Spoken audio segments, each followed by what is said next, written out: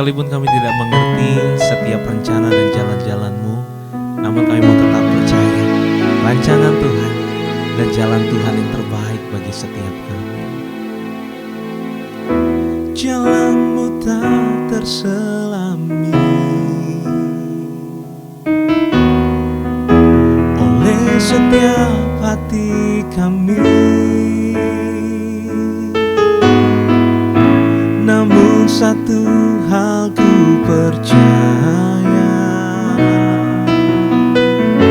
ada rencana yang indah, tiada terduga kasih-Mu, heran dan besar bagiku. Arti kehadiran-Mu selalu nyata di dalam hidupku. Penyertaan-Mu sempurna, rancangan-Mu penuh damai, aman dan sejahtera walau di tengah badai. Ingin ku selalu bersama, rasakan keindahan arti kehadiran-Mu Tuhan. Mari kembali bersama-sama kita naikkan pujian. Kami bersyukur Tuhan, Engkau baik, Engkau luar biasa bagi setiap kami. Jalan-Mu tak terselami oleh setiap hati kami, namun satu hal ku percaya, ada rencana yang indah, tiada terduga kasih-Mu, heran dan besar bagiku. Arti kehadiran-Mu selalu nyata di dalam hidupku. Penyertaan-Mu sempurna, rancangan-Mu penuh damai, aman dan sejahtera walau di tengah badai. Ingin ku selalu bersama, rasakan keindahan arti kehadiran-Mu Tuhan.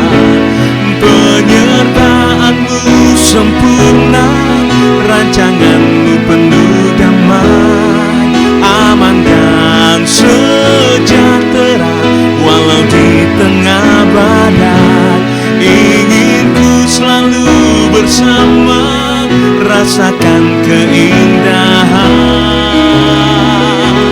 arti kehadiran-Mu Tuhan. Arti kehadiran-Mu Tuhan. Arti kehadiran-Mu Tuhan.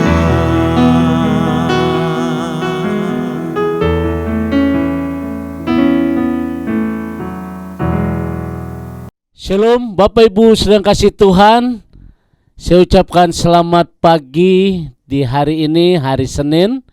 Dan sebelum kita melakukan segala kegiatan kita hari ini, segala rutinitas bahkan segala pekerjaan kita, kembali kita akan diberkati melalui kebenaran firman Tuhan. Oleh karena itu mari kita tundukkan hati kita di hadapan Tuhan. Bapa di dalam surga, Bapa yang kami kenal di dalam nama Tuhan kami, Tuhan Yesus, sungguh kami bersyukur di hari ini. Satu hal yang indah bahwa janji Tuhan pasti di dalam kehidupan kami. Oleh karena itu sebelum kami melakukan segala kegiatan kami sehari-hari, kami akan diberkati mulai kebenaran firman Tuhan. Bapa, kiranya pengurapan dari Allah turun atas kami semua di dalam nama Tuhan Yesus. Haleluya. Amin. Bapak Ibu sedang kasih Tuhan, kembali kita akan bersama-sama membuka kitab Markus pasal 13. Markus pasal 13 ayat 34 sampai dengan ayat 36. Firman Tuhan berkata demikian. Dan halnya sama seperti seorang yang berpergian, yang meninggalkan rumahnya dan menyerahkan tanggung jawab kepada hamba-hambanya, masing-masing dengan tugasnya, dan memerintahkan penunggu pintu supaya berjaga-jaga. Karena itu berjaga-jagalah, sebab kamu tidak tahu bila manakah tuan rumah itu pulang, menjelang malam, atau tengah malam, atau larut malam, atau pagi-pagi buta, supaya kalau ia tiba-tiba datang, jangan kamu didapatinya sedang tidur. Satu ayat yang akan kita baca pula, saudara yang kasih Tuhan, di dalam kitab Roma pasal 14 ayat 12, firman Tuhan berkata demikian. Demikianlah setiap orang di antara kita akan memberi penanggung-jawaban tentang dirinya sendiri kepada Tuhan. Bapak Ibu sedang kasih Tuhan, dua ayat yang baru saja kita baca ditambah kitab Roma ini berbicara mengenai tanggung jawab. Artinya saudara, hari ini kita akan berbicara tentang tanggung jawab dan kita akan belajar hidup bertanggung jawab. Bapak Ibu sedang kasih Tuhan, setiap orang yang hidup pasti memiliki tanggung jawab. Misalnya seorang kepala rumah tangga, seorang suami harus bertanggung jawab kepada keluarganya. Dan suami harus mencari nafkah, bekerja untuk memberkati keluarga, baik istri serta anak-anak. Harus memiliki tanggung jawab. Seorang istri juga harus memiliki tanggung jawab, di mana dalam rumah tangga menciptakan suasana yang indah. Seperti halnya juga anak-anak harus tanggung jawab. Mereka harus bertanggung jawab mengenai kehidupan mereka.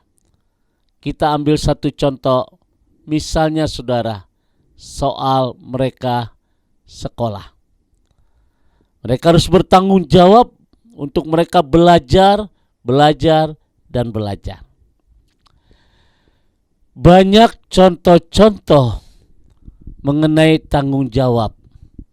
Misalnya, seorang pemimpin dalam perusahaan, dia pun harus bertanggung jawab atas jabatannya itu, dan dia juga harus bertanggung jawab bagaimana memperluas atau mengembangkan usaha dan perusahaan yang dipercayakan itu. Demikian juga sebagai seorang karyawan, karyawati harus memiliki tanggung jawab. Bukan hanya sekedar minta gaji, minta upah yang luar biasa, tetapi tanggung jawabnya tidak ada. Artinya saudara, di dalam seluruh aspek kehidupan manusia, kita harus memiliki tanggung jawab. Saya sebagai hamba Tuhan pun harus bertanggung jawab. Apa yang Tuhan percayakan, jabatan saya misalnya pendeta, tugas saya bukan hanya sekedar khotbah.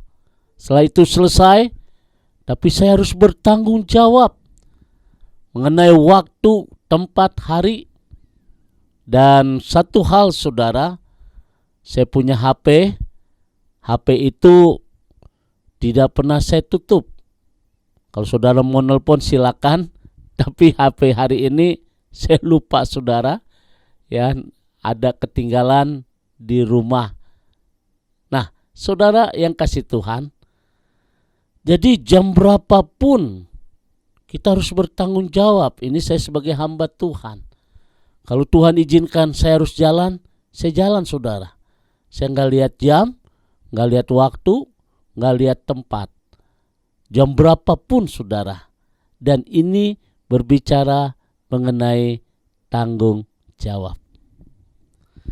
Nah, Bapak Ibu sedang kasih Tuhan, kita akan belajar ada beberapa tanggung jawab yang harus kita lakukan di dalam kehidupan kita.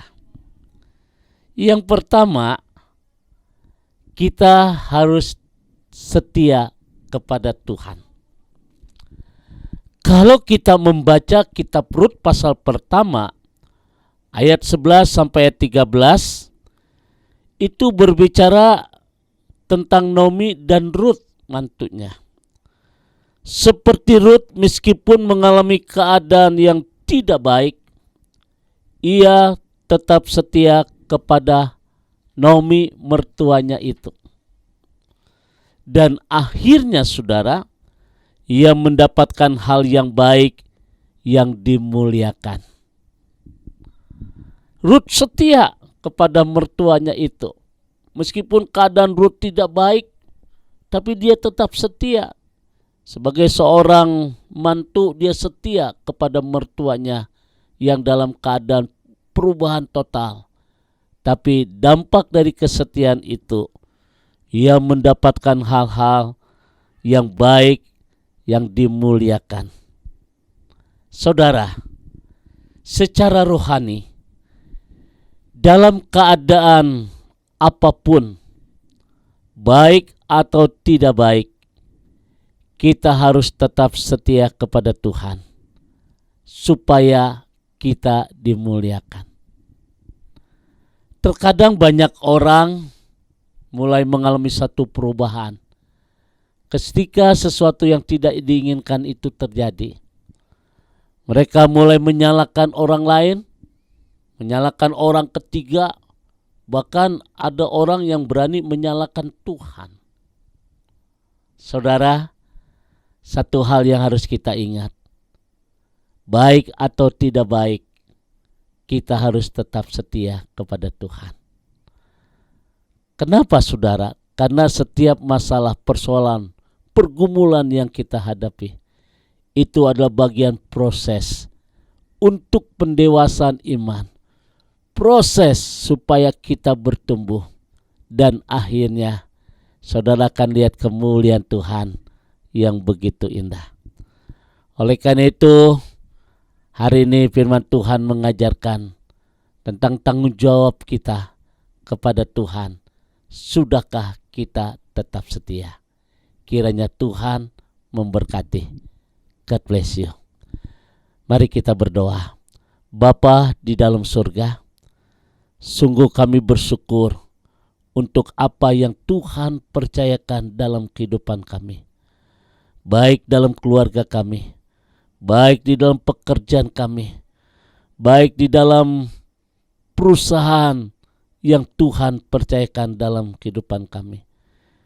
Tuhan Yesus, kami berdoa Tuhan, Tuhan memberikan kemampuan bagi kami untuk kami bertanggung jawab atas kepercayaan yang diberikan Tuhan kepada kami. Tuhan berkati bagi seorang pengajar, guru, dosen, Tuhan berkati. Tuhan berkati bagi seorang alat negara, Tuhan berkati. Tuhan berkati sebagai kepala rumah tangga, diberkati Tuhan.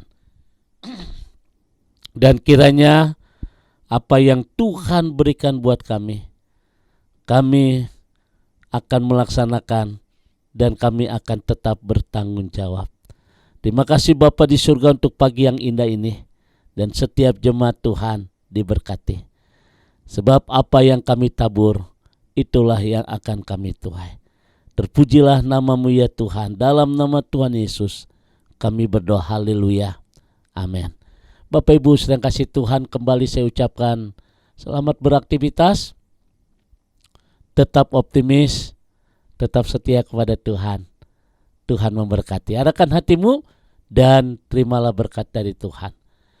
Kiranya kasih, kemurahan, damai sejahtera dari Allah Bapa di surga, cinta kasih dari Tuhan kita Yesus Kristus dalam persekutuan Roh Kudus memberkati kita semua hari ini sampai Maranatha. Tuhan Yesus akan datang kembali. Yang diberkati berkata, amin.